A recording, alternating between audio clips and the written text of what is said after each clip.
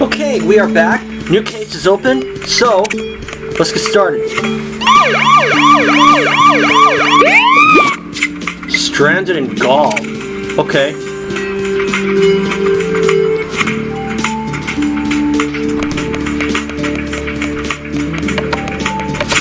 Matthew, you did a great job on your first time travel mission. Not everyone can say they solved a crime in ancient Egypt. And not just any crime, Caesar's murder. To think he died 3 years early at the hands of a rogue time traveler. Well, that's why our time police unit exists. To make sure we chase down such criminals and put time back on track.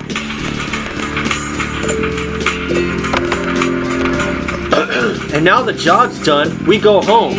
I could do with a nice pizza. Alright everyone, departure in 3, 2, 1. Oof.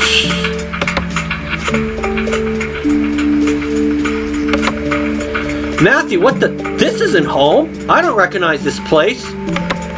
You wouldn't. The time machine's computer says we've only gone forward 10 years to 37 BCE. We're still in ancient times. We're still in Egypt? But why is it so cold? Apparently we're in France, or what will later become France, which means we're in ancient Gaul. Ancient what? Northern Europe in 37 BCE. And it's a good thing we've still got our Roman disguises because Gaul is currently under Roman control. That's probably the only good thing about this situation. Something clearly went wrong with the machine's time reactor. I'm Kai Milano, Matthew, the tech dude around here. I'll start on fixing the reactor, but we might be here for a while. Then let's treat this as an adventure. Matthew, let's get into our disguises and have a look around old-timey Gaul.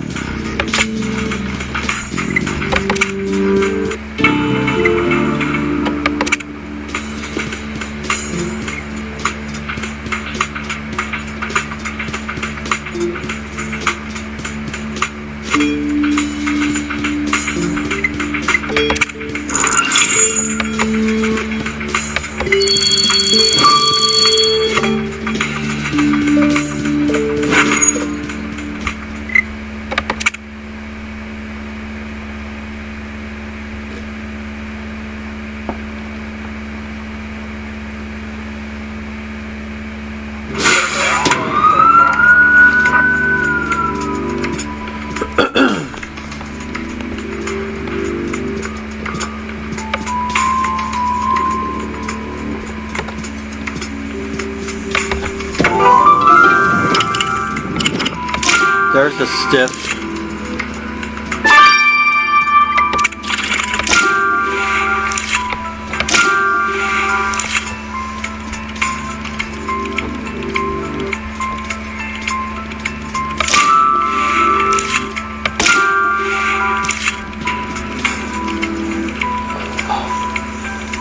Warhorn, I don't see you. Oh, up there. Oh well.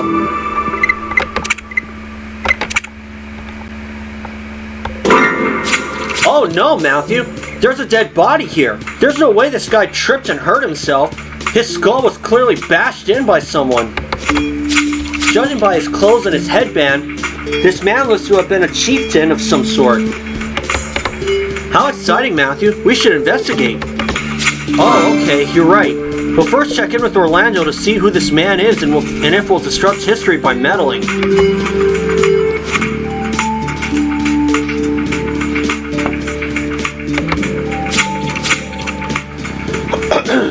Matthew, darling, it seems we have a problem. You see, your dead Gallic chieftain must be one Caturix, who, in the winter of 37 BCE, held successful peace negotiations with the Romans and lived until next year, when that treaty was broken. So he shouldn't be dead yet. What went wrong? Did something in history go screwy? There could be outside interference, or ripples from our previous investigation. We never made it back home to check in with timeline control. Well, then we better find out who killed him. That's the only way to understand what's going on. Let's return to the crime scene, Matthew.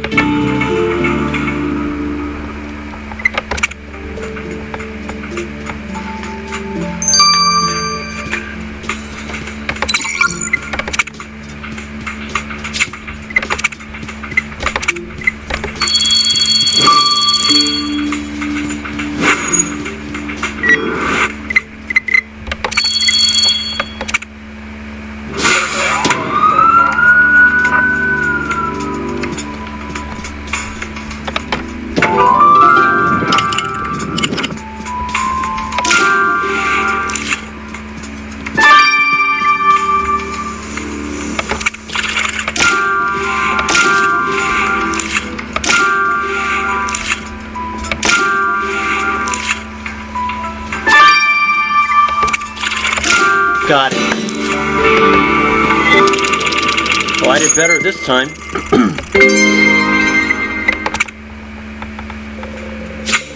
Good eye, Matthew.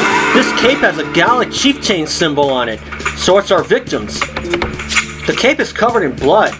Could it be that it was torn off in the struggle? Could be that it was torn off in the struggle. Let's take a sample. And here's a helmet with a wolf's head on it. You know, the Romans were the ones who put animal heads on some of their helmets. Suspicious finding a Roman helmet where a Gaul was murdered. You're right. First we should examine the helmet to figure out the rank of the person who wore it. Matthew, we've got to find out exactly why this man is dead before his time.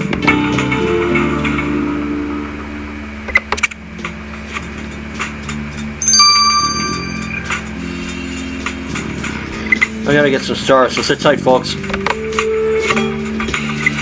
Okay, I got myself 10 stars.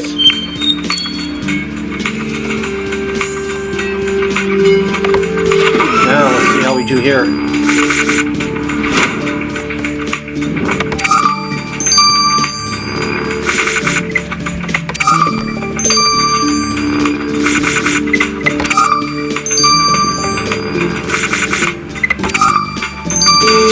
Got the 9 in time, Aqualifer helmet.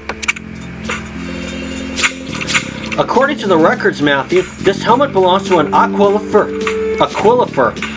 That's a special soldier who carries the Roman flag on the battlefield. I spotted a Roman camp down the hill. We better see their Aqualifer about why his helmet was on the crime scene. Aqualifer, calls himself Regulus. Okay, here we go.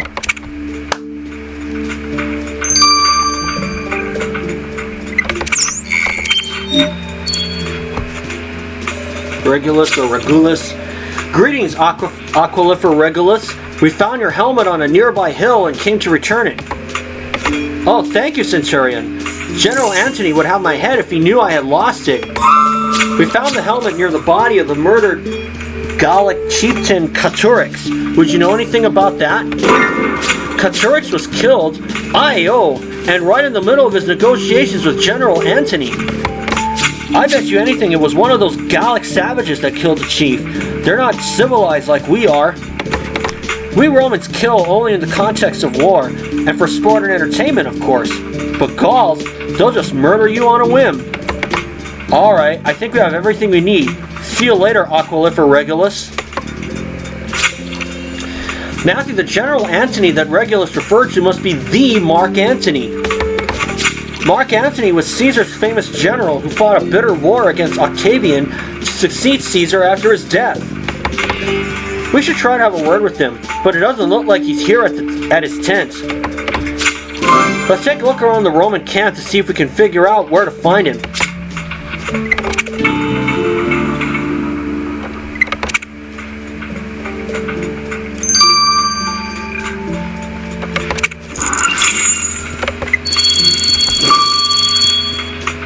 Of course, only 29 cases remain after this case.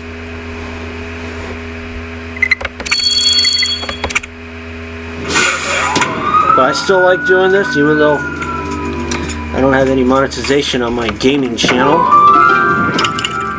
Not that it matters to me.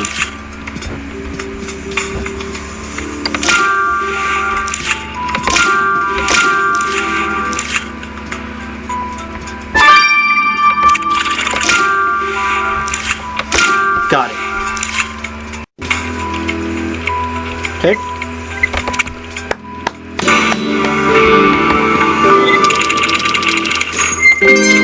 Oh, and I still got the first star anyway.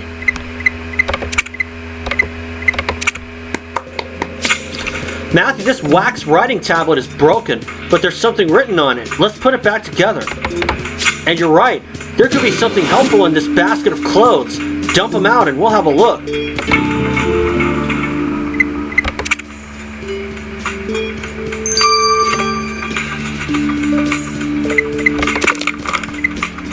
You know what, I'm going to do this first one first from the other crime scene.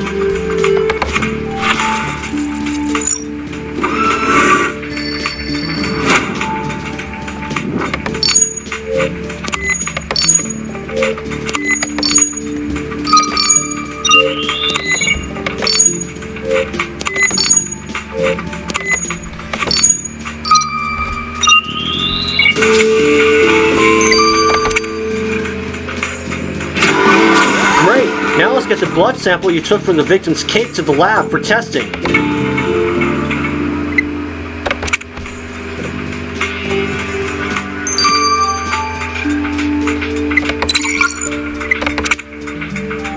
Okay, 3 hours. Take care of everything now. Take care of the rest of it anyway.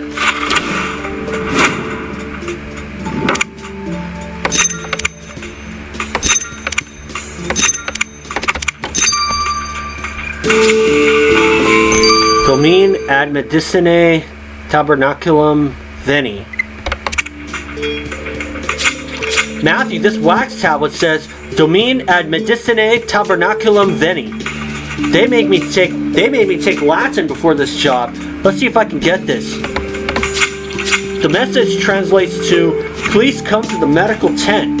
And the Domine, or Sir, at the beginning proves this was definitely written to General Mark Antony. So Mark Antony is in the medical tent. Let's go talk to him.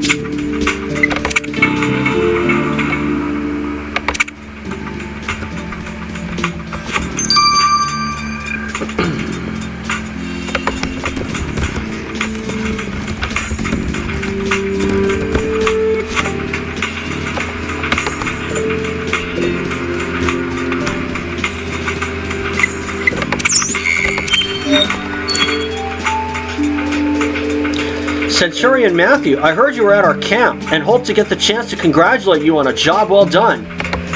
I commend you for having brought Caesar's killer to justice. His murder may have been 10 years ago, but Rome, and more importantly I, will never forget it. Thank you, General Antony, all in service to the Republic. We wanted to speak with you about something else. The Gallic chief Caturix was found murdered at the dolmen up on the hill. Murdered, eh? Well, that speeds up our negotiations. They were a formality anyway. Everyone knows a peace agreement with Rome is tantamount to surrender. Ah, surrender is the most delicious of words, don't you think? Whether it's said of an enemy commander or a woman, surrender is like sweet honey on the lips. I guess it is. Please excuse us, General Antony. We must be going now. Okay. Roman equipment.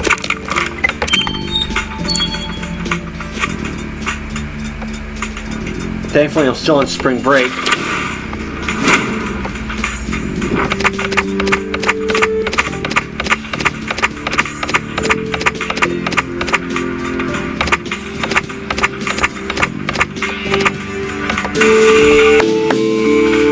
canteen.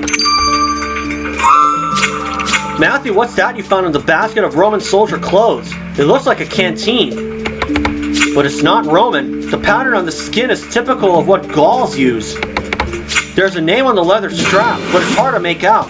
Care to give it a try?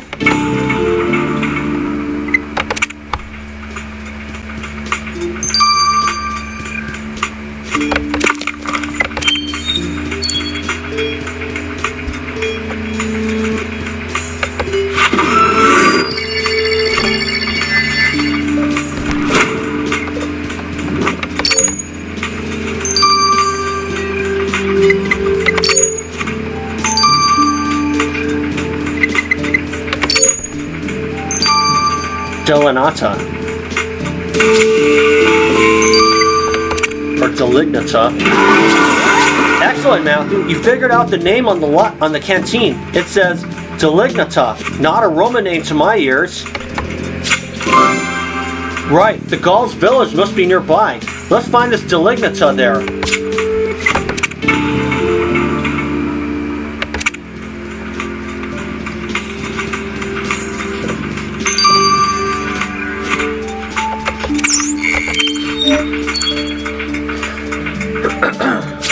Miss Delignata, we found your canteen at the Roman camp.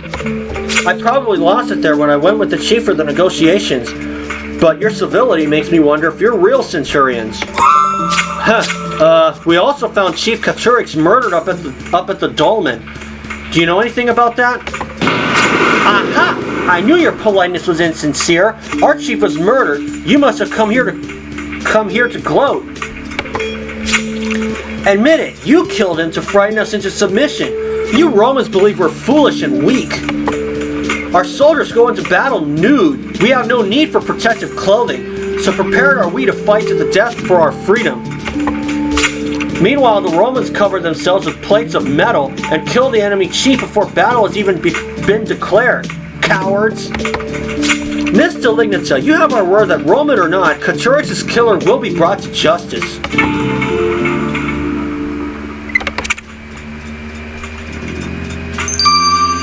And I'll see you guys when these two are done. Don't go anywhere.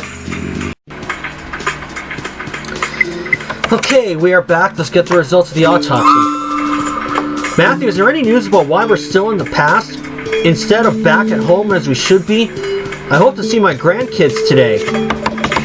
Kai's working on it, and meanwhile we have more time shenanigans. A Gaulish chief dead before he should be. Do you know what killed him?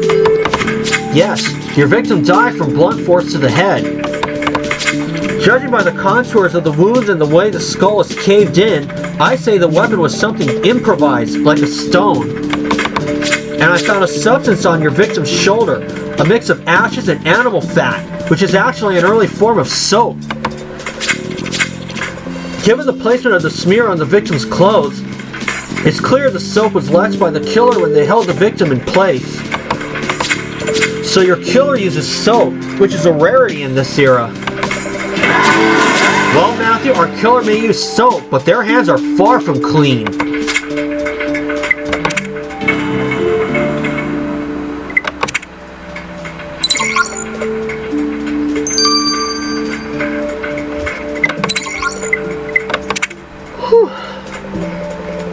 Zara, you look very nice in that Roman armor. Very fierce, like a warrior princess.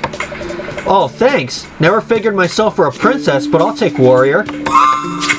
But Matthew, what's this I hear about new time disturbances? Is there some time-faring evil afoot, or did we not fix something back in Egypt? Pretty sure we did everything, but without the computers back at home, who knows? Anyway, let's live in the present. What have you got from the blood on the victim's cape? Was it torn off in the struggle with the killer? Yep. And while ripping the cape off the victim, the killer left some gooseberry juice behind. I found it in the sample. Your killer definitely eats gooseberries.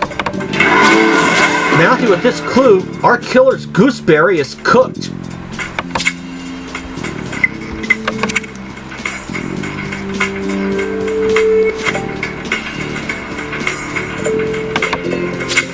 Matthew, our day didn't go as expected. We're stuck in the past and found more disturbances in the timeline. I know everyone's freaking out, but honestly it's an adventure, and I love adventures. We landed in the middle of a Roman-Gaulish standoff, with the Gaulish chief killed mid-negotiations, whereas he should have survived to sign a treaty. For now, our investigation had us speak with General Mark Antony, who makes me uncomfortable in ways I can't describe. We also spoke with Regulus, a Roman standard bearer who despises the Gauls, and Delignata, a Gallic warrior who's certain the Romans killed Caturex. It's too soon to jump to any conclusions, so... Wait, did you hear something just now? Matthew, what is... Arg! What the heck was that?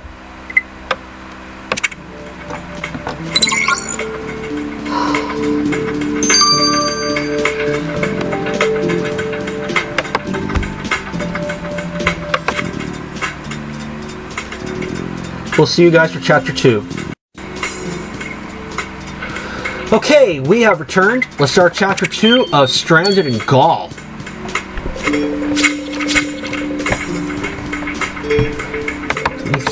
We last left off with that. What the? That was a piece of guts hitting me in the face. Atreba. Many apologies, Romans. I was so focused on my haruspicy that I didn't see you were here. Haru what? You know what? I don't care. Ugh. Gross. Haruspicy is a divination practice. A sacrifice is made, and the entrails of the sacrifice reveal truths about our world. One of the truths and the entrails told me is that you both are a kind presence here, Centurions. My name is Atreba, and I am a druid for the late Chief Katurix. Well, Atreba, we'll need a word with you as soon as I clean myself up.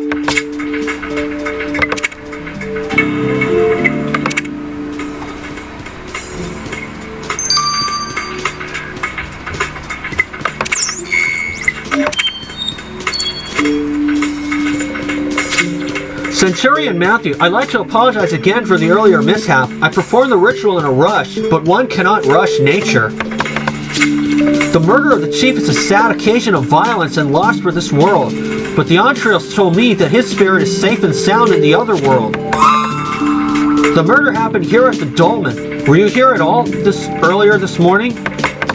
I was not here. I was in the forest, communing with the ethereal plane. The moss was particularly anxious, but I am happy to say it has since been put at ease. Okay, good. Well, we will let you know if we have further questions. For now, Matthew, I think it's wise to take a look around the Gaul village and see what we can find.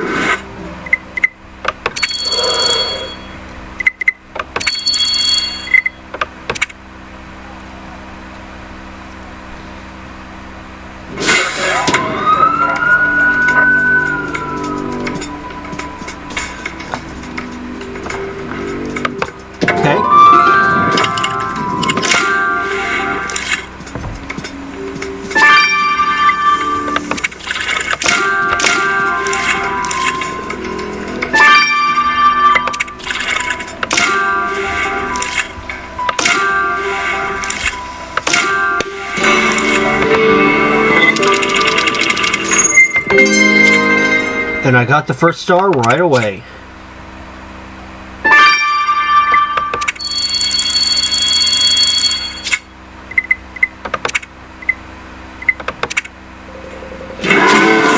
Matthew, that's one fancy frame. I wonder what was in it. I'll get our dusting brush. And this broken metal could be a lead. Let's piece it together.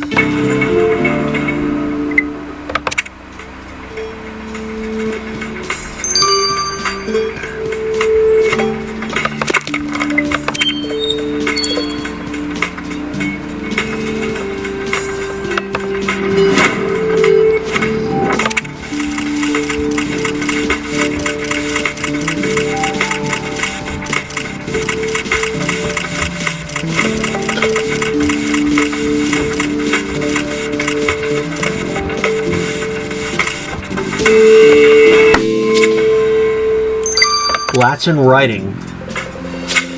Matthew, the text in this frame is Latin. How weird to find Latin writing in a Gallic village. Unfortunately, my Latin skills only go so far. This text is too complex for me to handle. We'll have to get Penelope to translate it for us.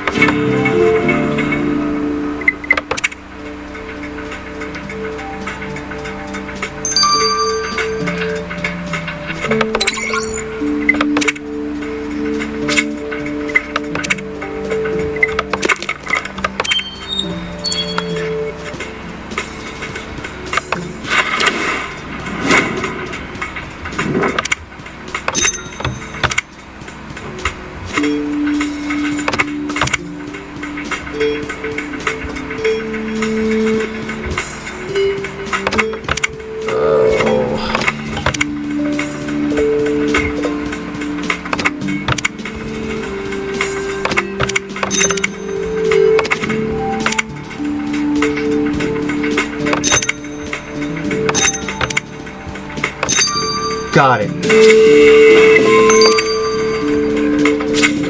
Matthew, that's an intricate sculpture of two figures fighting, and both of them look like Gaulish soldiers.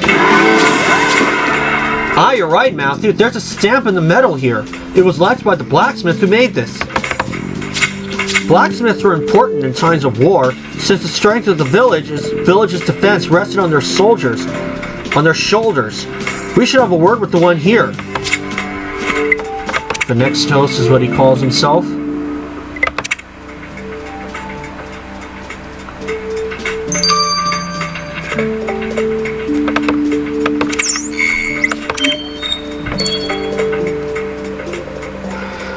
Centurions, I am delighted to see you are already calling on me for wares. It's a pleasant surprise that you would be so welcoming to us Romans, given that your chief was in negotiations with us before he died. Oh, I greatly support the Wait, what did you say? Chief Caturix is dead? What does this mean for the negotiations? Are you going to invade us? Not just now, but why are you so in favor of your chief dealing with Rome? If we joined forces with the Romans, I could be making weapons for hundreds upon hundreds of centurions. I'd be rich. As it is, I soap my own hands, dreaming of having people to work under me, dirtying their own hands while mine remain clean. I would sit, giving orders and eating gooseberries all day, or so I dreamed, but now with Chief Caturix dead, trouble is upon us.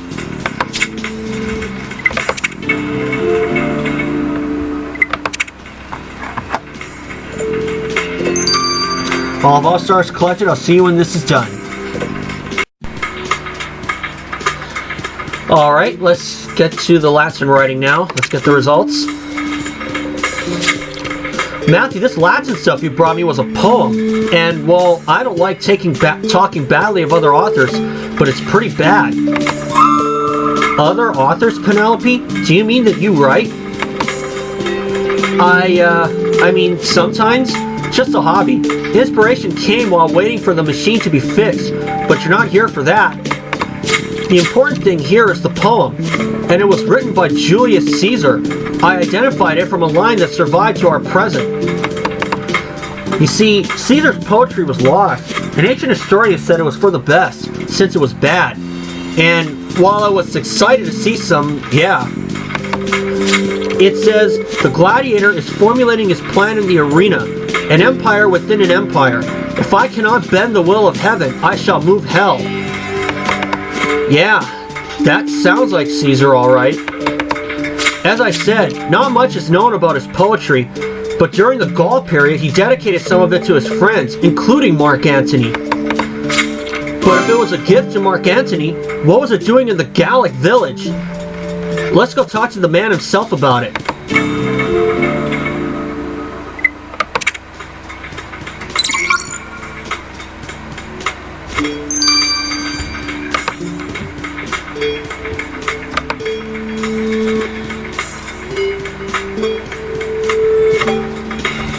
Okay, let's see what he has to say.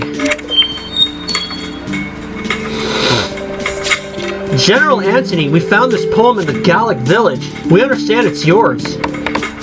I knew that Gaulish scoundrel Caturix had stolen it. If I could burn this entire camp to the ground with my rage. How dare he steal a cherished gift given to me by Caesar? My Caesar, the only true memento I have of my friend, so cruelly torn from me. Had I witnessed it happen, I would have cut Caturix down where he sat and sold his carcass back to his village in pots of stew. These Gauls, I have adopted use of their soap, and I partake of their gooseberries as much as I do of their women. But they are a sneaky, scheming people. Oh, yes, definitely. We can see you're very busy right now. We'll just leave you be.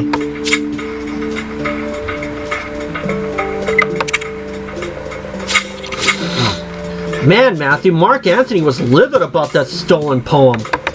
Anyway, while we're here, and he's not, let's make another sweep of his tent.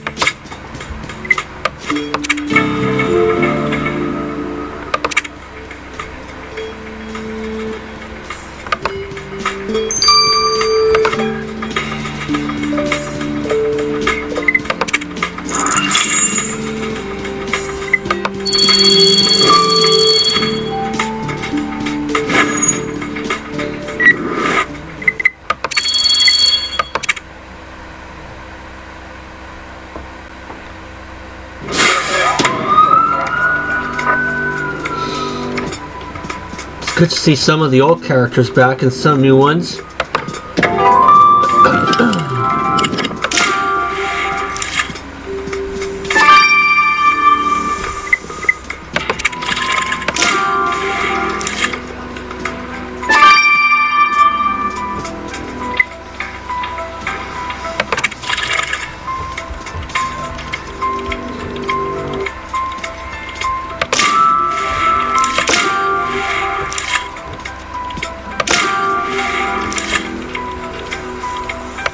There we go. I'm not gonna get it.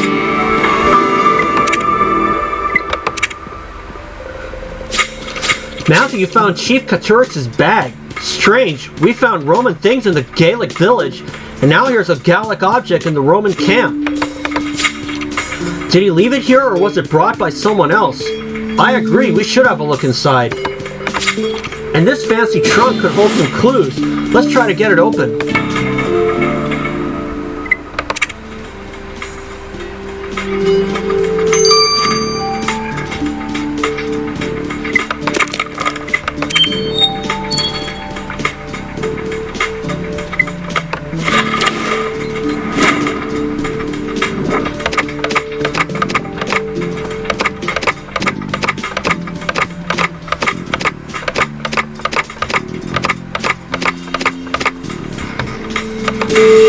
Got it. A drawing of the victim. Oh my god, Matthew, look at that drawing in the chief's bag. Looks like him. Now, like how he was killed. His murderer must have drawn this as a threat. Let's get the whole thing to Theo.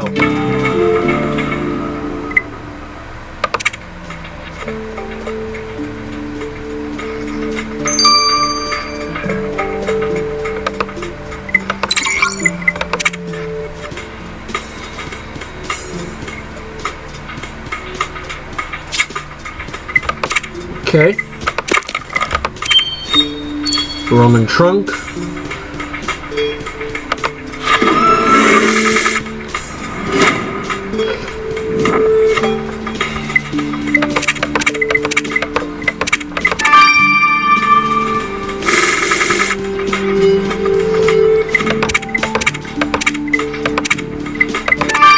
Two, 4, 4, 2, 8.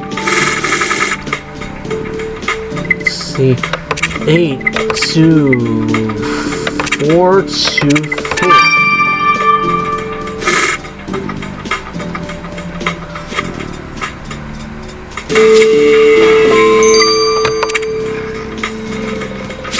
You got the trunk open. What's inside? Hey, it's a flag. And not just any flag, the Gaelic flag, but with the Roman eagle crudely painted on it. This message is loud and clear. Roman domination. Good point. We've met someone who cares deeply about flags and what they represent. Let's have a word with Regulus about this.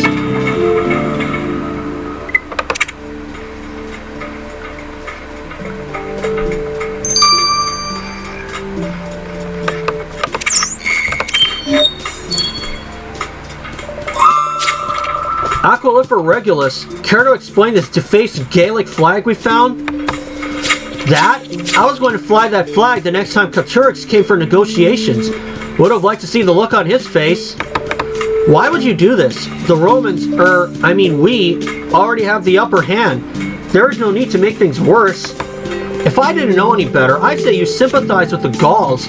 You better show more loyalty to your fellow Romans.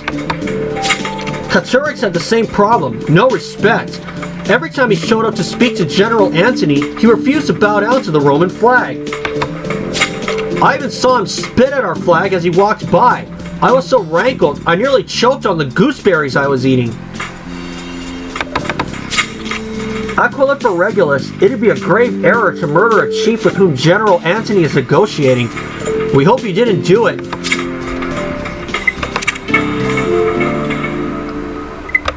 Alright, I got some stars to collect, so I'll see you guys until this is done. So for now, this is Matthew. Catch you later. Okay, we have come back. Let's get the results of the drawing of the victim. Say, Matthew, have you heard a strange clanking noise here in the ship? Sounds like it's in the vents. No idea. Maybe it's Kai tinkering with the time reactor, trying to get it working again. Reminds me of the ghost that supposedly lives in my family's castle. I was scared of any night noise when I was a kid, and my nannies were too. Your nannies? In your castle? The more I hear about your ridiculously cushy life, the more I can't believe people like you are real. I don't know what you mean. I'm totally down to earth. On some planet, I'm sure, but not this one. Anyway, what did you find from the killer's drawing of our victim? Well, I took a sample from the markings themselves and found the drawing was done with calcite limestone, chalk basically. Your killer clearly drew this with whatever material they had around, so you can be sure that they used chalk. Well, we can chalk this evidence up to the killer's carelessness.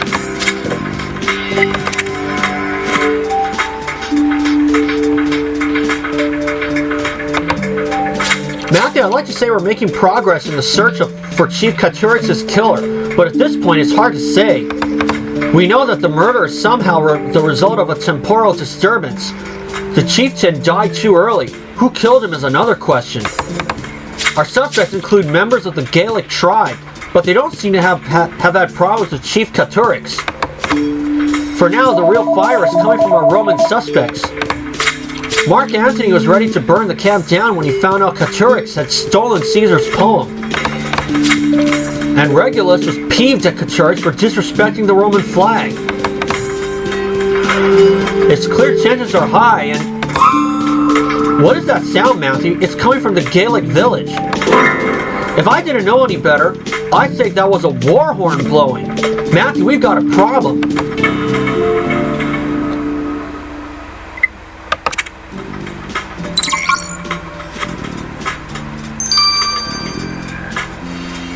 We'll see if we can put it out in Chapter 3. Don't go anywhere.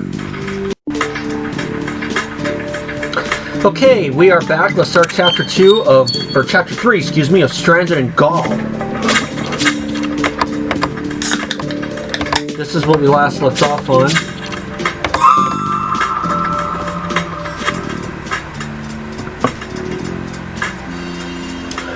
What's that sound, Matthew? It's coming from the village. If I didn't know any better, I'd say that was a war horn blowing. Come on, Matthew, we gotta go see what's going on.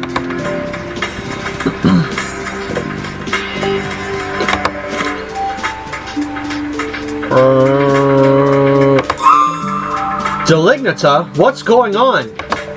You Romans think you can step on us, but we will fight to keep what is ours. We Gauls prepare for war. Do you have to fight right now when you don't even know who's killed your chieftain? You won't befuddle me, Romans. With that weakling Katurix gone, I'll be a better chieftain, a force for you to respect. Oh, so you've been aiming to take the chieftain's place, have you, Delignata? Let's have a talk about that.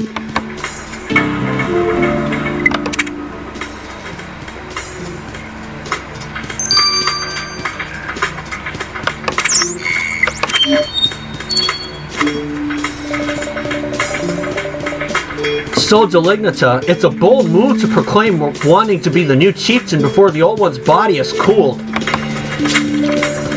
I didn't kill Katurix, if that's what you mean. I am a warrior and I have honor, which is exactly why I should be chief of our tribe. Once our people finish mourning his death, they will come to their senses and ask me to negotiate in his stead. I will wash myself with soap in the river and decorate my skin with chalk patterns of our tribe. Then I will take my sword and cut down you Romans. But Delignata, wouldn't you prefer an agreement to be reached without violence? I am not a weakling like Katurix. I'm ready to battle for our freedom.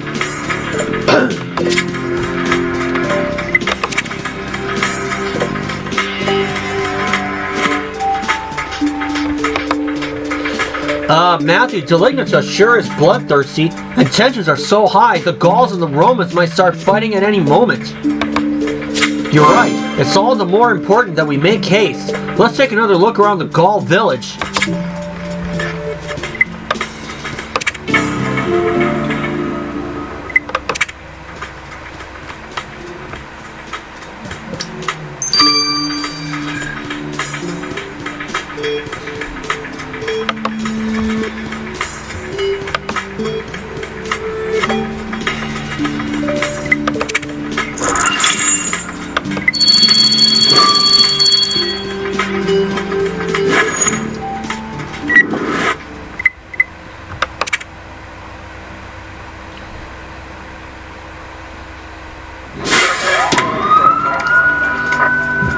Excuse me.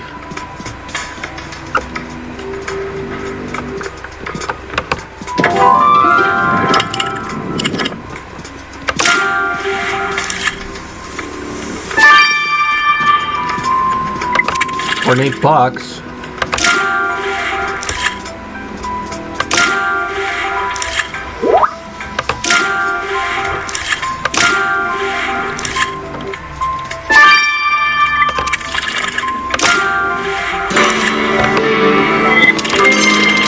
Oh, and I still got the first star anyway.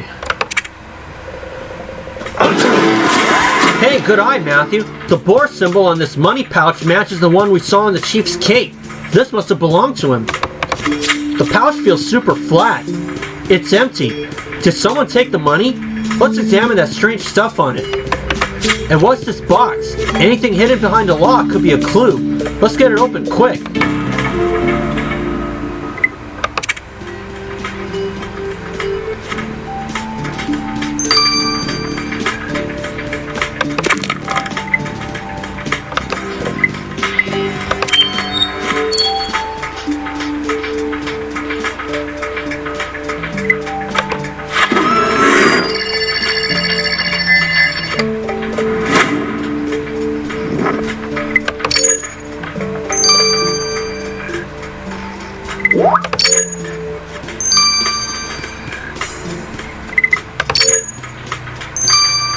Got it.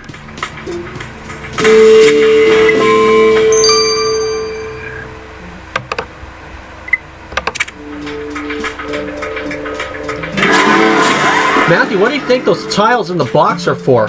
Maybe some kind of game? Let's get this box to Orlando. Maybe he can tell us something.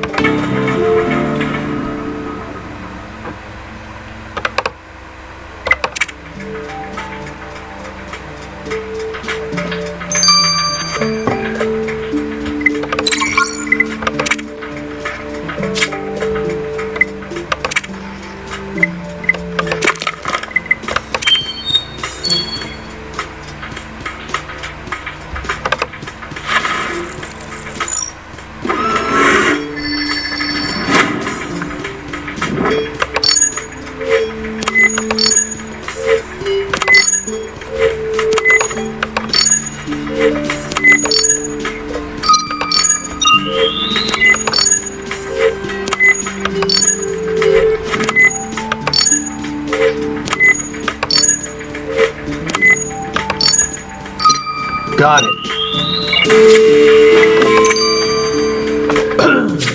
Alright, Matthew, the microscope is in the time machine. The microscope in the time machine will help us make sense of this powder on the victim's empty pouch.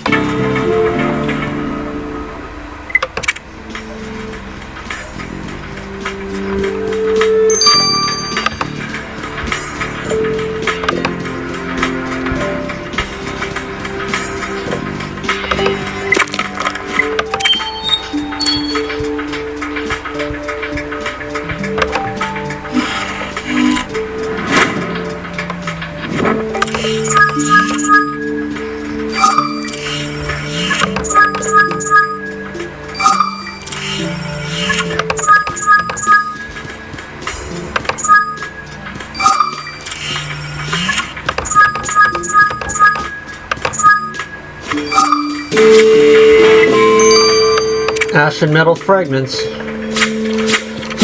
The substance you collected from the chief's money pouch is a combination of ash and metal powder. Good call, Matthew. Ash. Hey, that's the clanking noise Theo was talking about. Kai, is it you working on fixing the time reactor? Maybe you didn't hear us.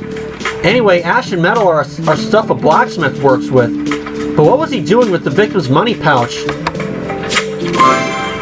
The next show said better not have stolen it. Let's talk to him.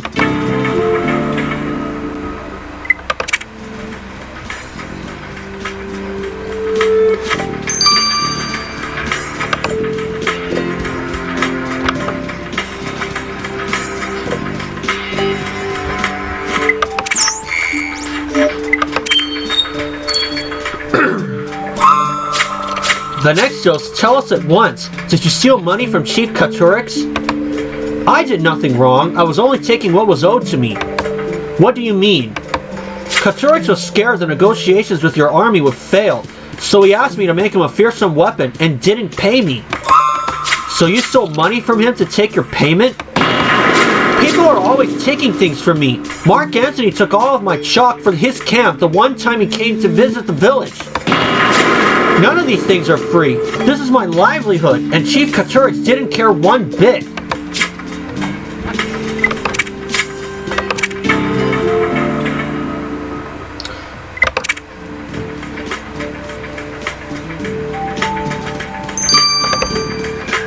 I'll see you guys when this is over. And the open box is done. I'll see you all then. We're back again, and let's get the results of the open box. Matthew, did you touch or move these runes when you got the box open? Not at all. Why? See, runes are a method of divination. Ancient people use them to predict the future or interpret present or past events. The configuration of runes here communicates the concepts of authority and death. Authority and death? Wow, it sounds like these runes had something to say about the murder. Yes, and the divination tools clearly belong to the druid you met. You'd be wise to talk to her. Yes, definitely. Matthew, let's go find Atreba.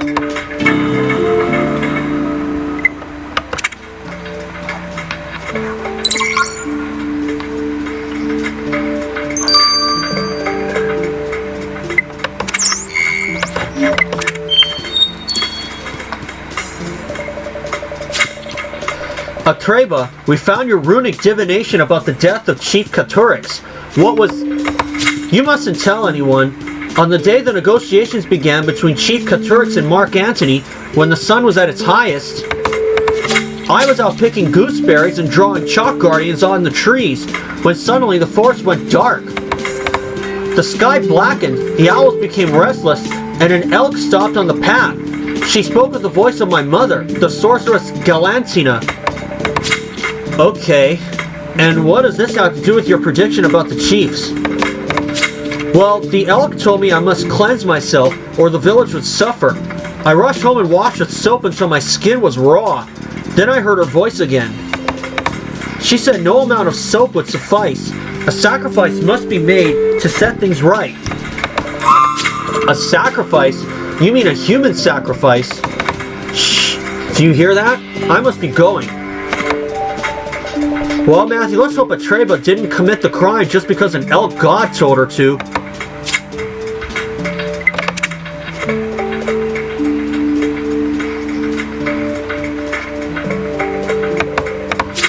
Matthew, was bad enough that our time machine malfunctioned and threw us into ancient Gaul instead of home. But then I hear that there's also a timeline disruption with a Gaulish chieftain dead too early, and nobody told me.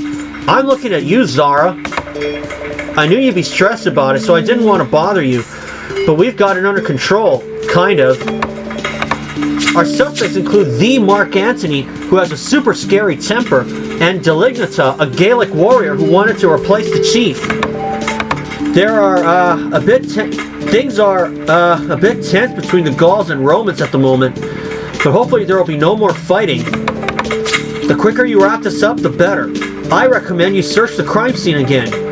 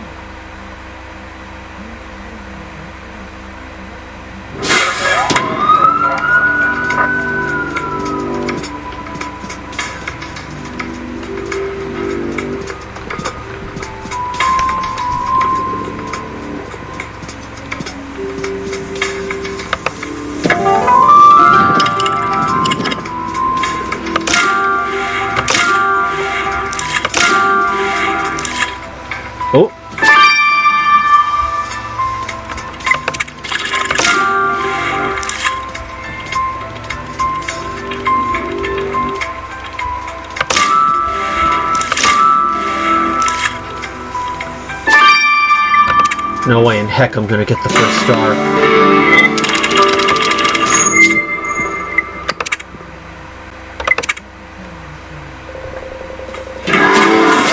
Matthew, that stone's got blood on it. This is clearly our murder weapon. Let's collect some of the bloody hair on it.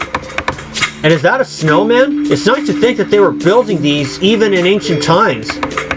You're right. It's also a cute way to hide evidence from a murder. Let's break it apart and search through it.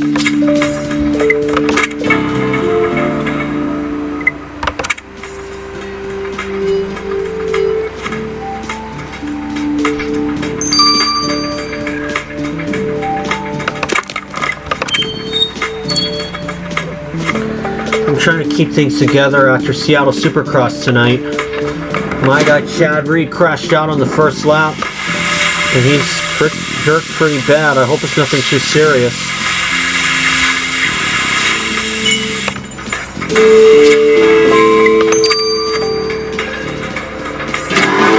Great! Now let's get this hair sample you took from the murder weapon to Janice for testing.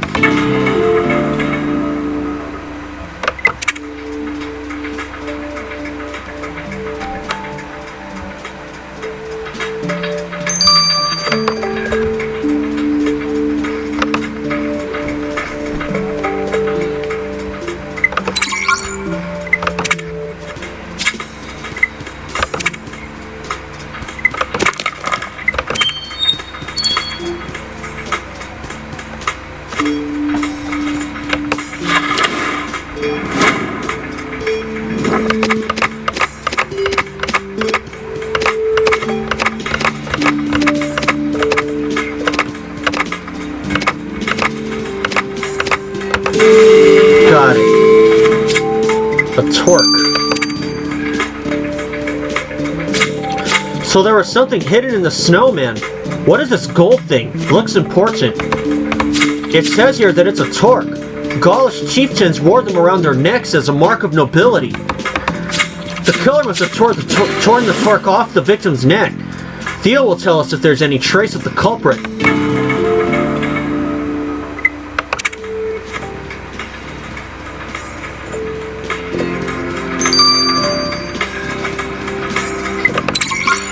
Okay. I'll see you guys when this is done. So for now, this is Matthew. Catch you then. Okay, we are back and let's get the results and put a killer behind bars starting with the brown hair. Matthew, do you ever get the feeling you're being watched? I've had that all day. Maybe it's the stress of being stranded in time. You probably just need some rest. But first, please tell us the bloody hair we collected from the murder weapon is helpful to our case. Yes, I found boar fur in the hair sample. Very common animal around the area at this time, you know. At the time, you know. Anyway, since your victim wasn't wearing fur, boar, or otherwise, it was your killer who donned some for warmth.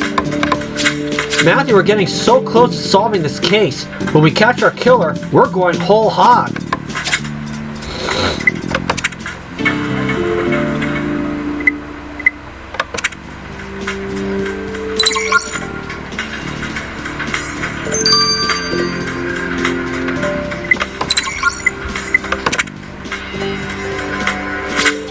You know, Matthew, I'm glad I'm not a chieftain in ancient Gaul. This thing can't be comfortable to put on your neck. Ha, funny. I had the same thought. Anyway, did our killer leave any clues on it? Yes, there were recent traces of a mixture of fucus seaweed, chestnuts, and verbena. That's an ancient remedy for healing scars. I couldn't find this stuff anywhere on the victim's body, so it's your killer who's got a scar. After murdering a Gaelic chieftain, our killer's going to be scarred for life.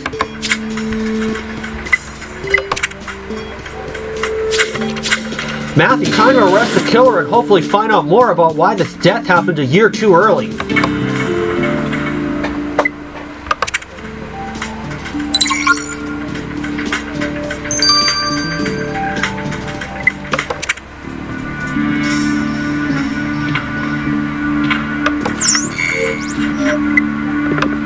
Not Regulus.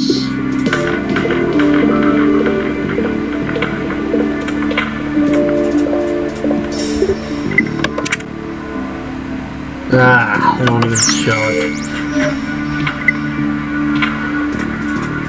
Delignata, no.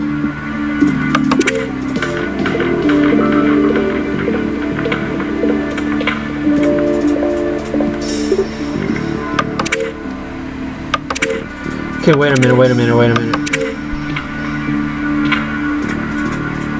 No, it's not a Treba. She doesn't have the fur on.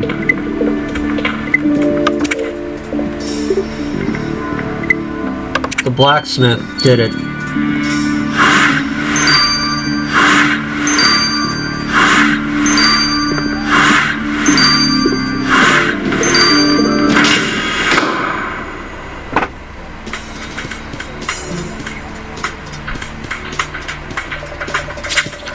The next toast, you're under arrest for the murder of Chief Katurix. Why would you say I murdered the chief? I was going to profit from his negotiations with the Romans. Yes, but that seemed to be your plan, until you changed your mind and followed him up to the dolmen. You picked up a rock and snuck up behind him, cracking him on the skull. Then you wiped your hands with his cape, hit his torque in a snowman, and fled. What? How do you know that? We've got you, Venexos. It's useless to lie. The chief had forsaken us. He was going to leave us to be slaughtered. I kept an eye on him since he didn't pay me, and I saw him creeping out of the village. I followed the chief up to the dolmen and heard him ask the gods to provide him protection while he ran away and abandoned the tribe. Chief Katurix wasn't going to stay and negotiate with the Romans? No! He was afraid of the Romans and thought only of saving his own skin. I could not abide such a coward, such a traitor. So something changed your chieftain's mind and he betrayed the tribe. But aren't you also a traitor for turning against your leader instead of reasoning with him? Tribal matters aren't your concern, Romans. No, and that's why we're going to leave it up to your fellow villagers to decide what to do with you.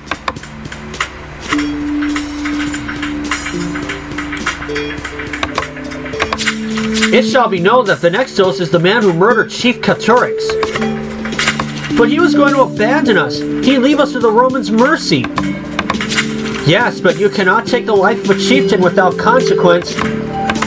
Venexos, you must demonstrate the courage lacking in Chief Katurix by standing first in line when we face the Romans.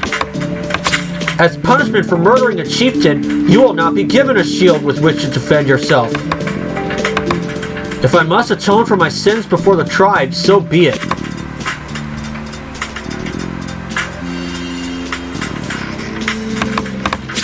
Matthew, when we started looking into why Katurix died too early, we wondered if the problem was a rogue time traveler or ripples in the time stream. Now we know the killer wasn't a time traveler. The blacksmith who killed Katurix is a genuine member of this epoch. But that means that something is wrong with the timeline, because the historical Katurix didn't run away, he stayed and negotiated with the Romans. I don't get it. We fixed things in Egypt. There should be no ripple effects. What could be... Hold on, Matthew, do you hear that noise? That's not Kai fixing the machine. It sounds like someone chewing, and it's coming from under that desk. Hello, Centurion Matthew. I'm really sorry if I caused any trouble. Nebbit, what are you doing here?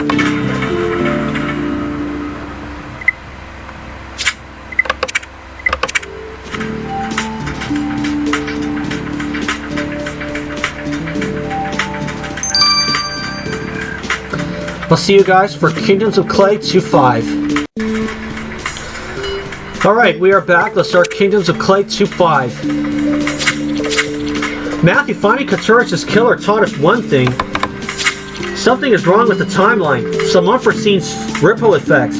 But we fixed things in Egypt, so what could be... Wait, do you hear that noise? Hello, Centurion Matthew. I'm really sorry if I caused any trouble.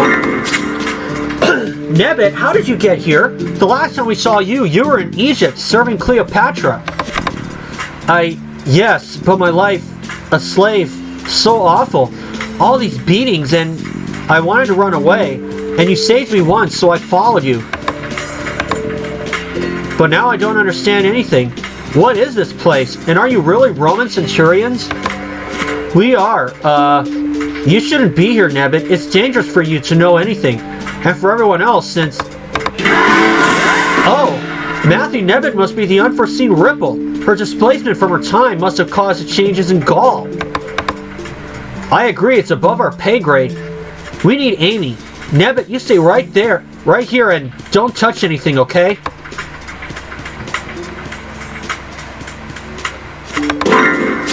Matthew, what's this I hear? A slave girl from ancient Egypt somehow snuck aboard our time machine? She must have gotten in right before we jumped forward in time. We need to take her back. That might be difficult. From what I can tell, half the machine's time reactor circuits are fried. Some of the parts I need to make are solid gold. It's one of the best conductors of electricity, and we don't have any on board. Kai, am I getting this right? Unless we can find you some gold, we'll be stranded here forever? I mean, that sounds awfully dramatic, but, yes. And I'll need quite a lot of it. The Gauls were known for their gold. The new chief is unlikely to cooperate, but the druid might help us. And speaking of them, the ripple in time caused by Nebbit's arrival means a changed timeline. Now the Gauls have no treaty with Rome. To fix things, we must make sure the treaty is signed. When talking to the druid, you and Zara should influence her in that direction, Matthew. And then, of course, we'll need to speak to our unwelcome guest. She's already seen too much. I'm afraid we must explain our situation.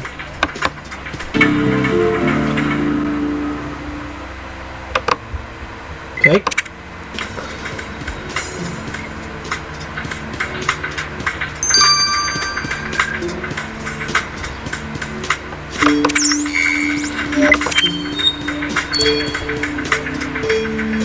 Talk to Atreba first. Centurion Matthew, the stones told me that you would come back ere the day turned dark. You have helped our village, but I sense now it is you who requires aid.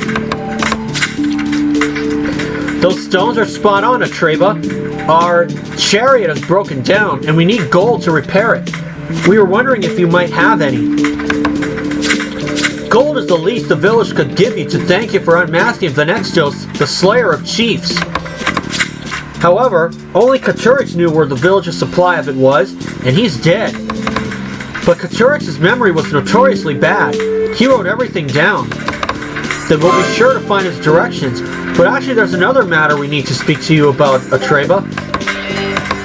You see, we also practice divination, and our augury taught us that if Gaul doesn't sign a treaty with Rome, a plague will descend on both.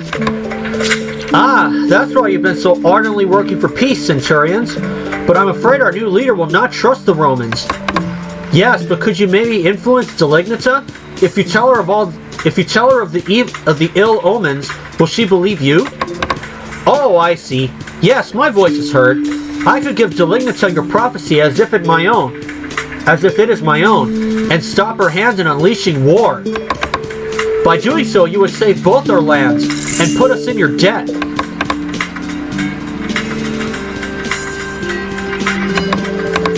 Phew, Matthew, that should hopefully take care of the bloodthirsty Delignita and fix history by having the Gauls and Romans sign that treaty after all. And now let's check the village for Katurix's notes on where to find the gold.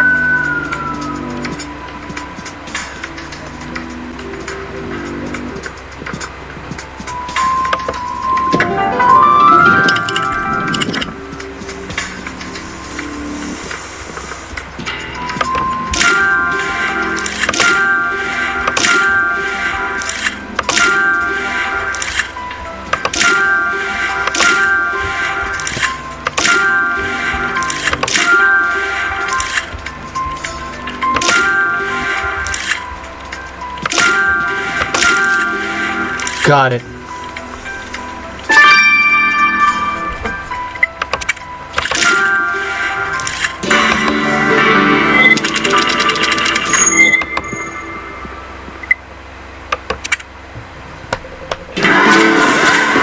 Matthew, this piece of paper has Katurik's seal on it. Let's retrieve the rest of the text.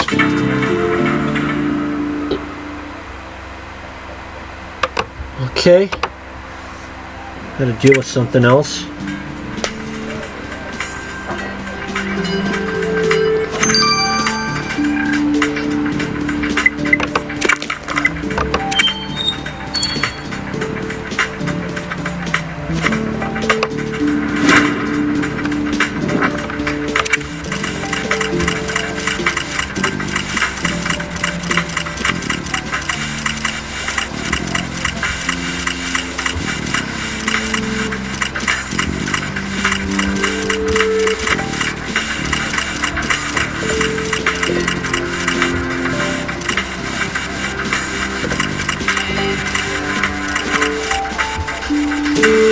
Got it. Parchment drawing. Matthew, I have no idea what this drawing means, but this is definitely a bag of gold. Could this drawing somehow tell us where Katurik's hid the village gold? I agree. We better hope Orlando can make sense of it.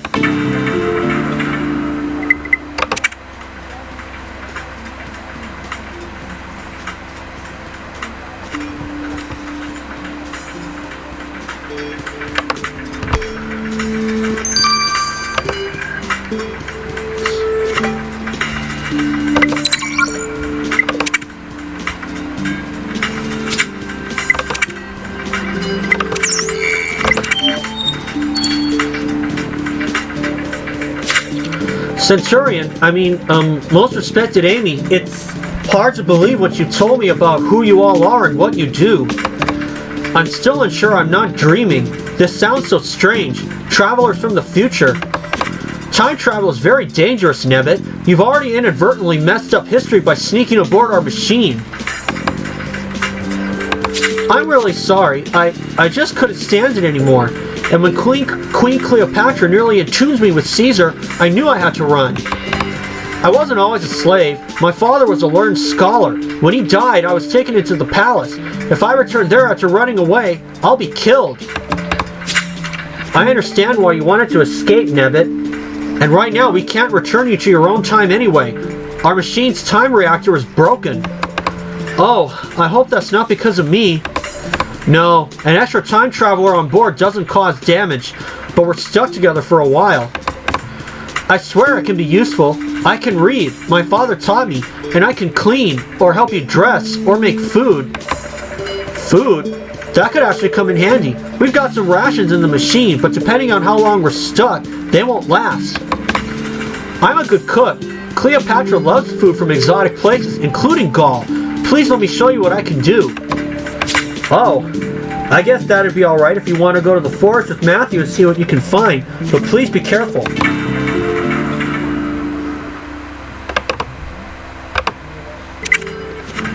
Okay.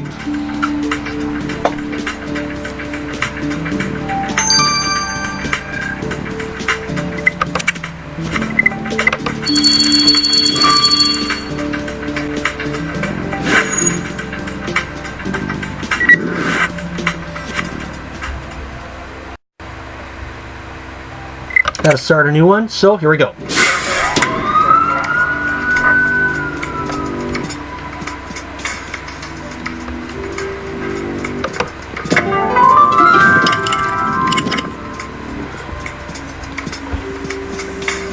Ugh.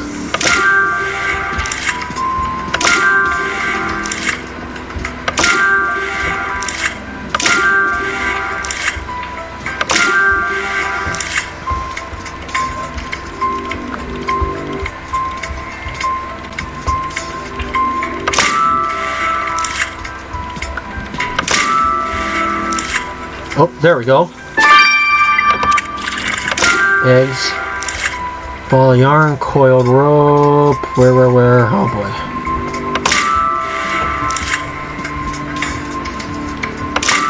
There we go.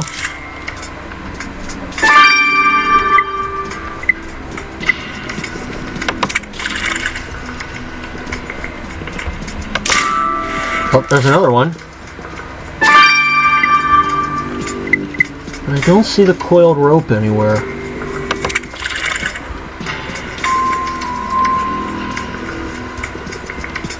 Ay.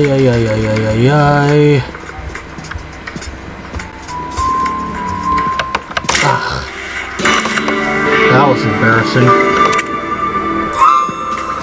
Centurion, Senior Trooper Matthew, what an odd place Gaul is. You say this is called snow? It's very cold. I'm grateful for the boots Miss Amy gave me. Anyway, those eggs, mushrooms, and chestnuts will work perfectly. Can we impose on one of your scholars for a laboratory in which to cook?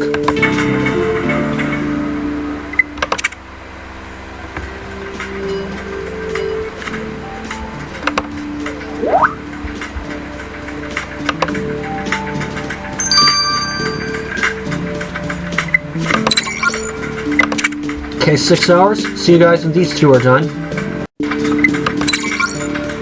Okay, we are back. Let's get the results of the food ingredients first.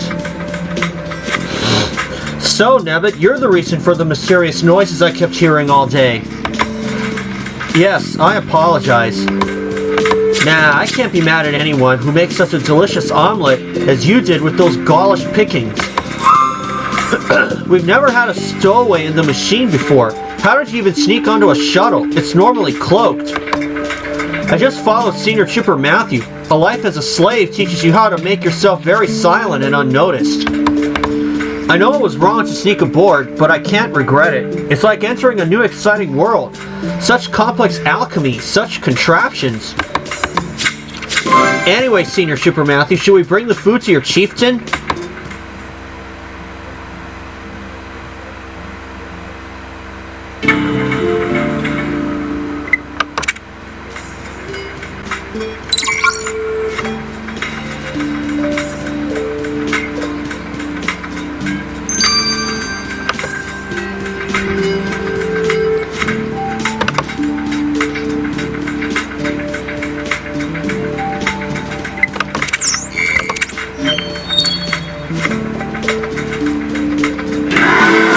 Nebbit, this is delicious.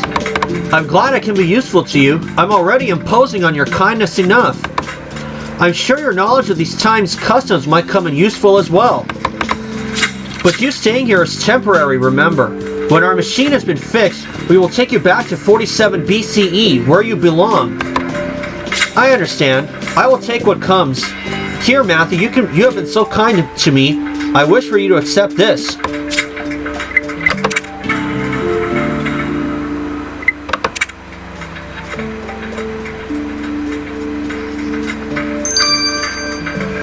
Okay, I'm going to speed up the parchment drawing.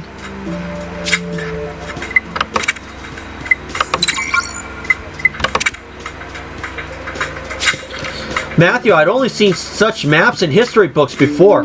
Being able to handle one was a treat. You're saying this is a map? It just looks like doodles to me. Ah, that was the whole point of it. That was the whole point of it, darling. Ancient Gauls would sometimes conceal maps through highly stylized illustrations. That head here represents the village, and those squiggles represent the stone dolmen. And the bag of gold shows where Katurix hid the village's gold. Precisely. According to this map, you will find the gold buried in the forest, 10 feet from a dead pine tree. Great. Matthew, let's grab some shovels and try to find that gold.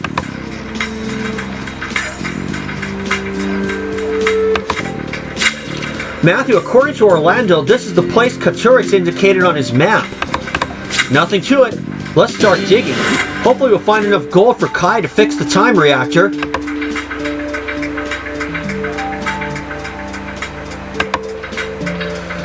Matthew, we've been digging for ages and no gold in sight. The map said Katurix had buried the gold there, but someone must have dug it out. I agree. We need to talk to Atrebo about it again.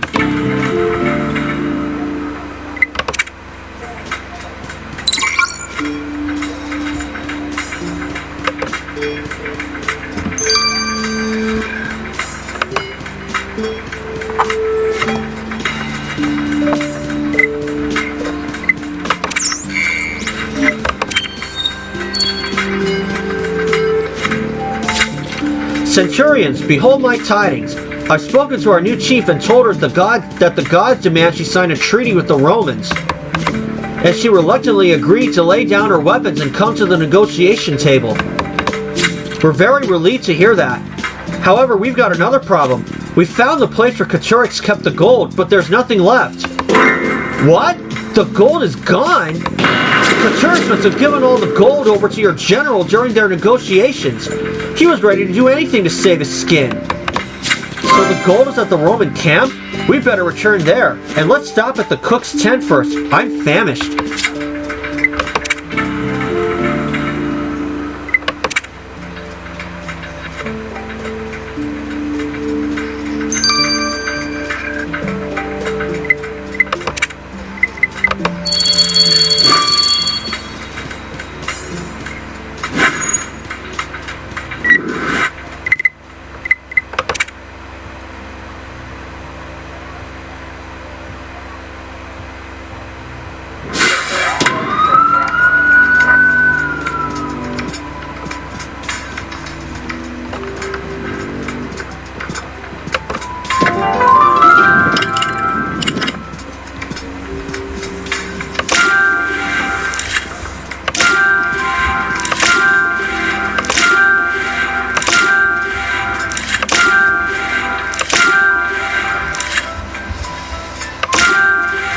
Ugh.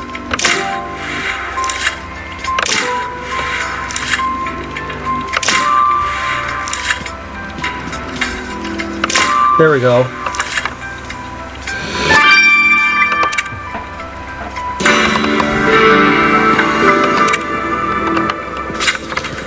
Matthew, I can't see a pile of gold anywhere, but that box does look promising if you can unlock it.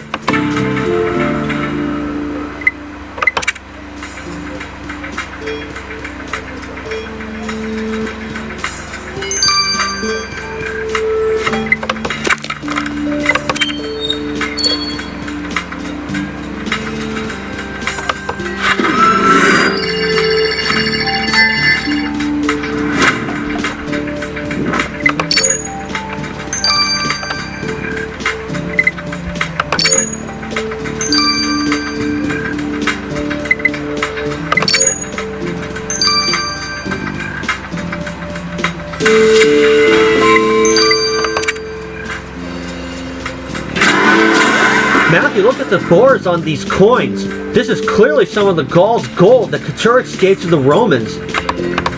Except there's only 4 coins left. That'll never be enough for Kai to fix the time reactor. We need to know where the rest is gone. We'll have to ask Mark Antony. We better not tell him we intend to take it, though.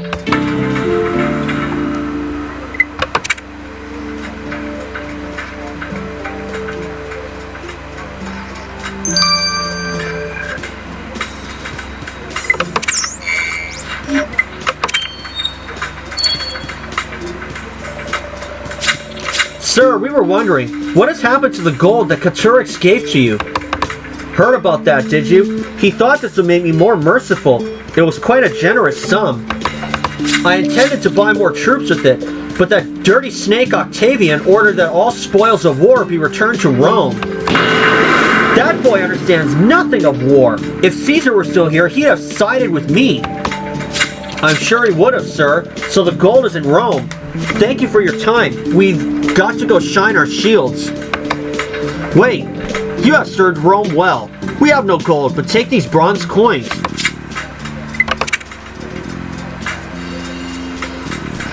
Another 20,000 coins coming my way. Matthew, what a day. We get stuck in ancient Gaul, then learn that something went wrong with this timeline. And then it turns out the cause of the temporal disturbance was somehow a stowaway in the time machine. I can't believe we have an ancient Egyptian on board. Won't time freak out? Maybe, but what can we do? We can't return her to 10 years ago in Egypt. Our machine's time reactor is broken. And I suppose just kicking her out and leaving her in Gaul is a no-go. That's heartless and unproductive, Jack. But we'll return her to her own time as soon as the reactor is fixed. Unfortunately, I can't say it'll be soon. The gold we found in Gaul is far from enough. Well, apparently the time disturbance meant that Chief Caturix tried to appease the Romans with gold and flee rather than follow through with the negotiation. Which means the gold should never have wound up in Roman hands to begin with. We've got to go get it. While the machine's thrusters are still working, as long as we don't attempt any time jumps, I can get us to Rome. Excellent. Fire her up, Kai. We're going to Rome.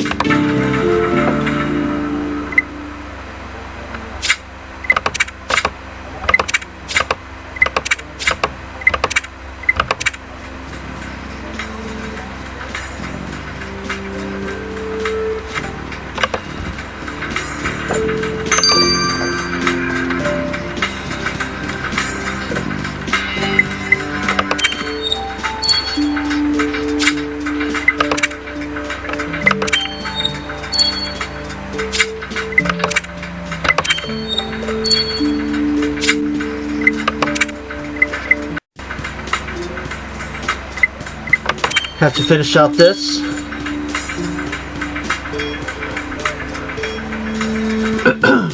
Okay, let's see. March 28th, another Thursday.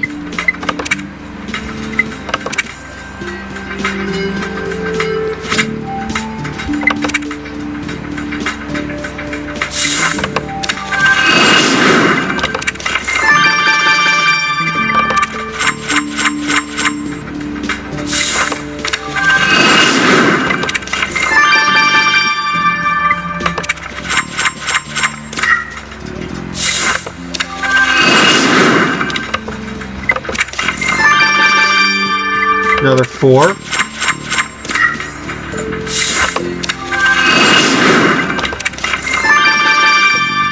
Another 4.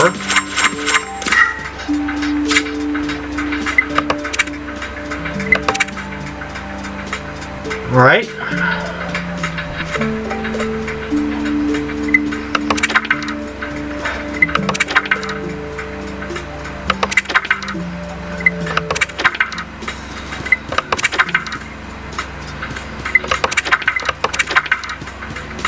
Seems I got another.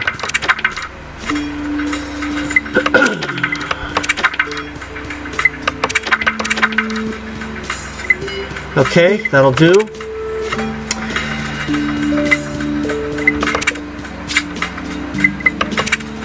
I know I gotta get chips. But I'll see you guys on March 28th in the meantime. I'll see y'all then.